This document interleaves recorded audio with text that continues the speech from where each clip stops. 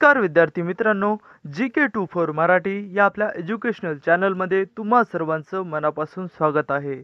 आणि आज आपण बघणार आहोत 21 मे 2024 चे अत्यंत महत्त्वाचे करंट अफेअरचे प्रश्न, जे तुम्हाला सर्व स्पर्धा परीक्षेसाठी अत्यंत उपयुक्त असणार आहेत.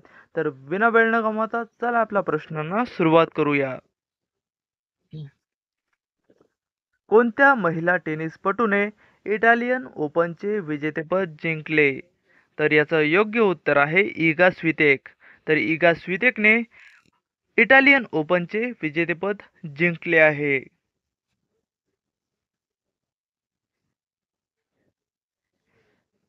नुकतेच लई चिंग ते हे कोणत्या देशाचे नवीन राष्ट्राध्यक्ष बनले आहेत? तर याचं योग्य उत्तर आहे तायवान. लुई चिंग ते हे तायवानचे नवीन राष्ट्राध्यक्ष बनले आहेत. IDFC फर्स्ट बँकेचे नवीन संचालक म्हणून कोणाची नियुक्ती करण्यात आली आहे?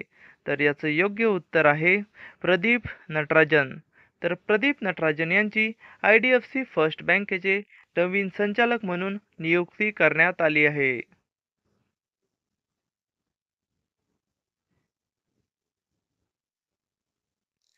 कोणत्या देशाचे पंतप्रधान प्रचंड यांनी 18 महिन्यात चौथा विश्वासदर्शक ठराव जिंकला आहे?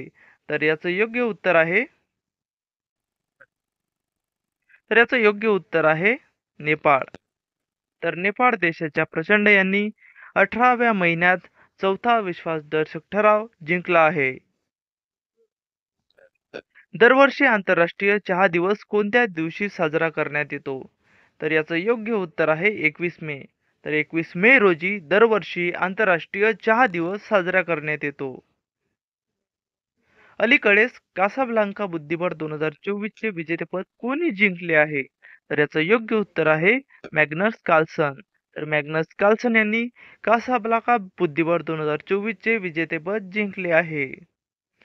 भारताने 46व्या अंटार्क्टिक सल्लागार परिषदेत भाग घेतला, ते कोठे आयोजित करण्यात आलं होतं?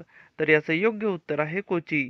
तर कोची या ठिकाणी 46व्या अंटार्क्टिक सल्लागार परिषदेचं आयोजन करण्यात आलं होतं. सिरम इन्स्टिट्यूटने मलेरिया लसीची पहिली खेप कोणत्या देशाला पाठवली आहे? तर याचं योग्य उत्तर आहे आफ्रिका. तर आफ्रिका या देशाला सिरम इन्स्टिट्यूटने मलेरिया लसीची पहिली खेप पाठवली आहे. तर हे होते आजचे अत्यंत महत्त्वाचे करंट अफेअरचे प्रश्न. भेटूया उद्याचे करंट अफेअरचे प्रश्न घेऊन उद्याच्या व्हिडिओमध्ये. तोपर्यंत नमस्कार.